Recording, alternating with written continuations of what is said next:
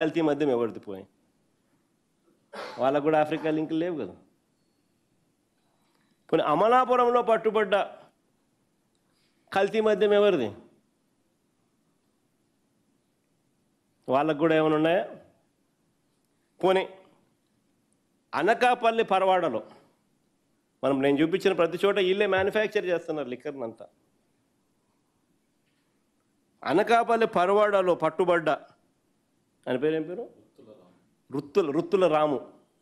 మన స్పీకర్ గారితో చక్కగా వెరీ క్లోజ్ అసోసియేట్, చక్కగా ఫోటో కూడా కనపడింది. మన పరవాడలో పట్టుబడ్డ కల్తీ మద్యం ఎవరిది? కల్తీ మద్యం ఫ్యాక్టరీ, ఆ మద్యం అంతా ఎవరిది? పోనీ అక్కడ టీడీపీ నాయకుడు రుత్తుల రాముకు ఆఫ్రికాతో సంబంధాలు ఉన్నాయా? ఆ నుంచి స్పిరిట్ వస్తుందా? వీళ్ళు కొడుతున్నారా?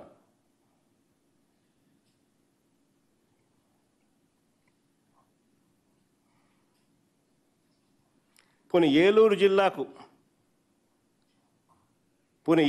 జిల్లాకు అక్కడ స్పీకర్ అయ్యన్న పాత్రుడు గారితో సంబంధాలు రుత్తుల రాముకు ఉన్నవన్నట్టుగా ఏ రకంగా ఎస్టాబ్లిష్ అయినాయో, ఈ రకంగా ఏలూరు జిల్లాకు చెందిన ఒక టీడీపీ నాయకుడు డజన్ల కొద్దీ ఆ మనిషి మీద కేసులు ఉన్నాయి. ఎంత గొప్ప నాయకుడు అంటే ఆయన ఎవరిని పడితే ఆయన తిడతాడు, కొడతాడు. ఎంత గొప్ప నాయకుడు అంటే ఆయన మహిళలను కూడా చూడకుండా అధికారులను జుట్టు పట్టుకొని ఈడ్చుకొని కూడా పోతాడు. నేను చెప్పాల్సిన పనుల అంత గొప్ప నాయకుడు ఎవడో మీ అందరికీ కూడా తెలుసు. దగ్గరుండి ఆయన నడుపుతున్నాడు లిక్కర్ మాఫియా. అక్కడ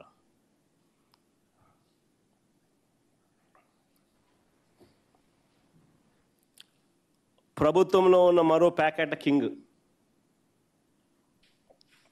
అది కూడా నేను చెప్పాల్సిన పనుల.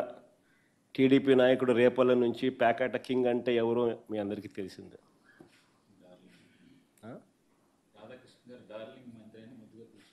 డార్లింగ్ మంత్రి అని కూడా అప్పుడప్పుడు రాధాకృష్ణ ముద్దుగా అంటాడు. ఎవరో నేను చెప్పాల్సిన పనులు మీ అందరికీ బాగా తెలిసిన. ఇష్టానుసారంగా ఆయన నడుపుతా ఉన్నాడు. ఈ ప్రాంతం అంతా నాది అని చెప్పి. నిజంగా నకిలీ మద్యం ఫ్యాక్టరీలు పెట్టింది చంద్రబాబు నాయుడు గారి మనుషులే. నకిలీ మద్యాన్ని తయారు చేసి తమ మాఫియాలో భాగమైన ప్రైవేట్ లిక్కర్ షాపులకు సప్లై చేసేది చంద్రబాబు నాయుడు గారి మనుషులే. అక్కడే కాదు, తమ బెల్ట్ షాపులకు కూడా, తమ వారు నడిపే బెల్ట్ షాపులకు సప్లై చేసేది కూడా చంద్రబాబు నాయుడు గారి మనుషులే. అమ్మేది కూడా ఈయనకు సంబంధించిన నాయకులు, కార్యకర్తలే. సిబిఐ విచారణ చేస్తే ఈ మొత్తం వ్యవహారములో ఉన్న మూలాలు బయటకు వస్తాయి. కానీ చంద్రబాబు నాయుడు ఈడు కదా సిబిఐకి. సిట్టే ఆయనకు ముద్దు అంటాడు. ఎందుకంటే సిట్టేలో ఉన్న ఈ సిపి రామకృష్ణ చంద్రబాబు నాయుడుకు ఈయన అందరికన్నా పెద్ద ఈ మాఫియా ముఠాలో ఒక భాగస్తుడు. ఆయన ఆధ్వర్యంలోనే, ఆయన పక్కనే, ఆయన పర్యవేక్షణను చేస్తూ ఉన్న ఇబ్రహీంపట్నంలోనే ఫ్యాక్టరీలు బయటపడతాయి.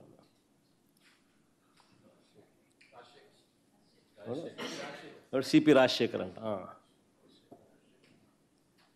కనపడతా ఉంది. ఆయనకు సిట్టే ముద్దు.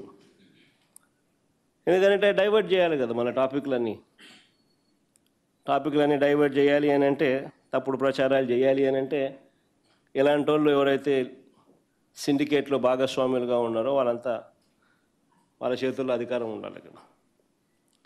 మరో డైవర్షన్ ఏమిటంటే, ఇది ఇంకా ఆశ్చర్యకర విషయం, ఇది భలే వెరైటీ డైవర్షన్ చంద్రబాబు నాయుడు చేస్తూ ఉండేది. ఇకపై లిక్కర్ అమ్మేటప్పుడు క్యూఆర్ కోడ్ స్కాన్ చేయాలంటూ రాష్ట్ర ప్రభుత్వం జారీ చేసిన ఉత్తర్వులు. ఇకపై లిక్కర్ అమ్మేటప్పుడు క్యూఆర్ కోడ్ స్కాన్ చేసి అమ్మాలనంటూ రాష్ట్ర ప్రభుత్వం ఇటీవల జారీ చేసిన ఉత్తర్వులు. ఇది నిజంగా అన్నిటికన్నా హైలైట్. ఎందుకో తెలుసా? లిక్కర్ షాపులు ఉండేటివి ఎవరివి? అన్ని చంద్రబాబు నాయుడు గారి మనుషులవే కదా. బెల్ట్ షాపులు ఉండేటివన్నీ ఎవరివి? అన్ని చంద్రబాబు నాయుడు గారి మనుషులవి కాదా? ఇల్లీగల్ పర్మిట్ రూముల్లో లూజ్గా పెగ్గులు చొప్పున లిక్కర్ అమ్మేది ఎవరు? చంద్రబాబు నాయుడు గారికి సంబంధించిన కార్యకర్తలు, మనుషులు, నాయకులు, వాళ్ళ లిక్కర్ సిండికేట్ మాఫియా కాదా? మరి ఇలాంటి వాళ్ళకే చంద్రబాబు నాయుడు బాధ్యత ఇస్తా